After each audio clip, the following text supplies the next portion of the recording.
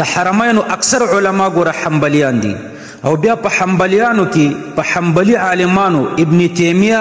او په محمد بن عبدالوهاب نجدی الحنبلی باندې زیات اعتماد کوي.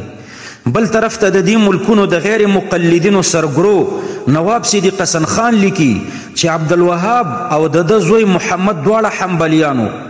او زموږ د ملکونو خلک یا حنفیان دي او یا عاملین بالحدیث دي او یا شیعگان دي. وای په دې ملکونو کې یو حنبلیم نشته. ترجمان وهابیه صفحه 2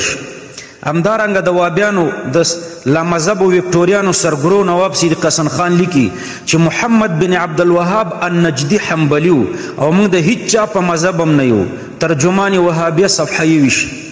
همدارنګه مخکې لیکي چې محمد بن عبدالوهاب د امام احمد ابن حنبل په مذهب، محمد ابن سعود او د زوی عبدالعزیز د محمد ابن عبدالوهاب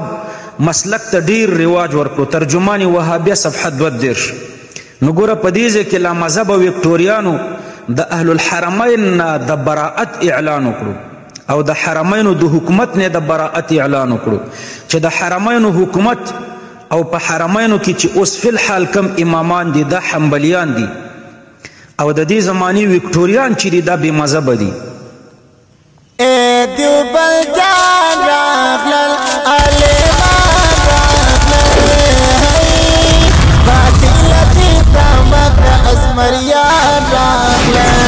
باطل